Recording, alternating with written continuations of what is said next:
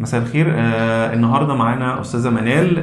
استاذه منال كانت جات لنا من فتره، كانت بتشتكي من ضعف في رؤيه في العين الشمال. العين الشمال بتقول ان هي كانت اتخبطت عليها من فتره، وبعدها حصل ضعف الرؤيه ده. بعد ما كشفنا عليها اكتشفنا ان في ميه بيضاء في العين اليسرى، فقررنا ان احنا هنحتاج نعمل عمليه ميه بيضاء ونزرع العدسه الاي هانس. دي العدسه الاحدث عالميا اللي هي بتدينا الرؤيه على كذا بعد، البعد في المسافات البعيده والمسافات المتوسطه. استاذه منال كانت يعني متخوفه جدا من العمليه، يعني كانت اليوم ما يعني اكتشفنا الميه البيضاء كانت متضايقه جدا.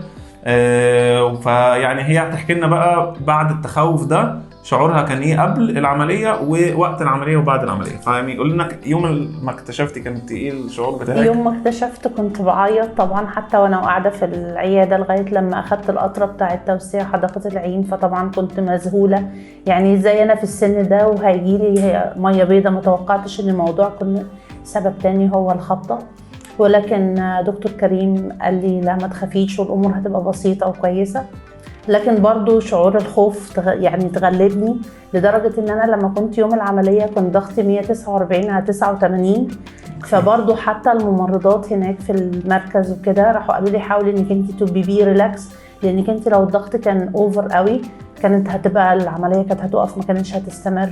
فطبعا انا من الخوف عايزة اخلص، فحاولت اهدي نفسي. فطبعا كان دخل دور دكتور التخدير، حاول ان هو يهدي مني شوية. فطبعا بالكلام وكده خلاني الناس كانت معاكي، الناس كانت متجاوبه معايا وكانوا بجد حلوين قوي، خلوني ان انا اهدى خالص. حتى دكتور التخدير قال لي ما تقلقيش والدنيا حلوه. فطبعا مع الكلام معايا خلى الدنيا هديت خالص. دخل دكتور كريم فقال لي ما تخافيش الدنيا هتبقى كويسه ومش هتحسي باي حاجه. فعلا اجريت العمليه في الوقت اللي هو كان محدده لي ان هو ميبي من ربع ساعه ل 20 دقيقه، ففعلا استغرقت وقت العمليه نفس الوقت ده وما حسيتش باي حاجه. كنت مبسوطه جدا ان الدنيا بقت اوكي.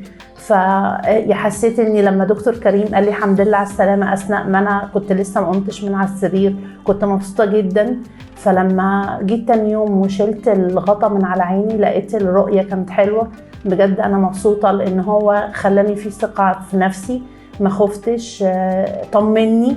فدي كانت طبعا انا بشكره عليها لان هو بجد حد كفايه ان هو يمتص خوف المريض. فدي حاجه كانت كويسه جدا، لان برضو الانسان لما بيكون حاسس ان الطبيب بتاعه بيريحه فدي بتبقى مختلفه طبعا غير لما يكون مثلا الواحد متخوف ولسه المخاوف بتبقى ماشيه معاه.